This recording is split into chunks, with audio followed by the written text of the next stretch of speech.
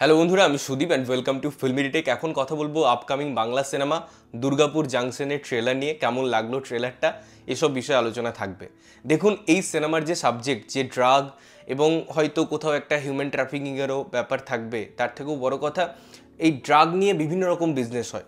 প্রথমত একটা ড্রাগ যে রিসার্চ হওয়া থেকে R&D থেকে তার মার্কেটে আসা অবধি বিভিন্ন রকম ফেজ থাকে, বিভিন্ন রকম স্টেজ থাকে, বিভিন্ন রকম পর্যায়ের মধ্যে ড্রাগটাকে নিয়ে যাওয়া হয়। সেটা জাম করে অনেকে একদম ডাইরেক্ট মার্কেটে নিয়ে চলে আসে, বা কখনো এই যে হিউম্যান টেস্টের জায়গাটা থাকে সেটা হয়তো অন্যভাবে করা হয়, কারণ সেখানে সম্মতি, সেখানে পয়সা, অনেক ব্যাপার থাকে, সেগুলো অনেক ফার্মাসিউটিক্যাল কোম্পানি স্কিপ করে যেতে চায়। আবার অন্যদিকে এই যে জালি ওষুধ, যেটা আমরা প্রায়শই শুনি, সেটাও একটা দিক থাকে। তো সাবজেক্টটা ভীষণ ইন্টারেস্টিং, এবং আমি যেহেতু ফার্মাসিস্ট, আমার জন্য এই সাবজেক্টটা আলাদাভাবে একটা জায়গা রাখে। ইনফ্যাক্ট যে শহরের কথা বলা হচ্ছে, যার উপর গল্প বেস করা হয়েছে, দুর্গাপুর, সেটাও আমার বড় কাছের জায়গা, কারণ এখানেই আমার কলেজ, এখানেই আমার ফার্মাসিস্ট হয়ে ওঠা।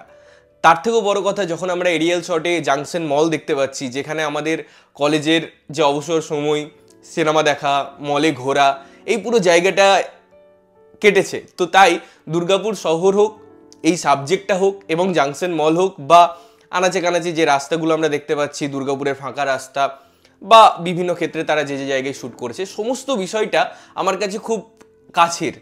এবারে এই সাবজেক্ট নিয়ে কাজ করা ইটসেলফ একটা চ্যালেঞ্জের, কারণ অনেক বাধা বিপত্তি থাকতে পারে, অনেক পলিটিক্যাল জায়গা থাকবে যেগুলোকে পোক করা হতে পারে, যেগুলো অন দ্য ফেস কথা বলা হতে পারে। এবং যেহেতু আমরা একটা জার্নালিজম বা তাদের একটা রোল দেখব, পুলিশদের একটা রোল দেখব, ইনভেস্টিগেশন প্রসেস দেখব, কোনো ক্লুজ নেই, লাস্টে যখন ওই ওষুধের ডাব্বাটা বার করছে সেখান থেকে গাছ বেরিয়ে গেছে, সুতরাং তার মধ্যে নিশ্চয়ই কোনো ইমপিউরিটিস আছে। তো এই সমস্ত জিনিসটাকে এই ছোট্ট পরিসরে যেভাবে ডিজাইন করা হয়েছে, সেটা অনবদ্য। এই ট্রেলারটা এক কথায় অসাধারণ।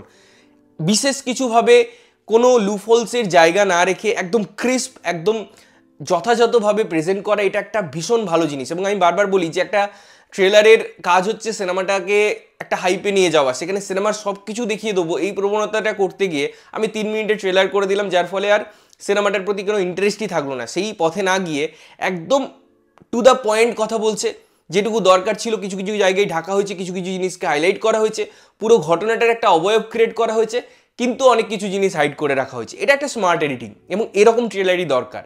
এর যদি আমি টেকনিক্যালিটিসের কথা বলি না, কি দারুণ তার ক্যাপচারিং, কালার, একটা আমরা রক শুনতে পাচ্ছি, মেটাল শুনতে পাচ্ছি, মিউজিক, তার যে ওভারঅল ব্যাকগ্রাউন্ড, অ্যাম্বিয়েন্স, ফলি, প্রত্যেকটা জিনিস টেকনিক্যালিটিস দারুণ দারুণ স্ট্রং ওয়েতে সেটা আসে। এবং ডায়লগের ক্ষেত্রেও আমরা সেই জিনিসগুলো, সেই অ্যাপ্রোচগুলো, সেই ফ্রিডম অফ স্পিচ যে ব্যাপারটা থাকে, আমি ডায়লগস দেবো একদম অন দ্য ফেস দেবো, যেরকম বিক্রম চ্যাটার্জির মুখ দিয়ে ডায়লগ দেওয়ানো হয়েছে, যেভাবে স্বস্তিকা দি তার ডায়লগ দিচ্ছে, পুরো ওভারঅল আদার্স ক্যারেক্টারগুলো যেভাবে কথা বলছে, যে তুমি জার্নালিস্ট, তোমার এত প্রতিবাদ করার কি দরকার।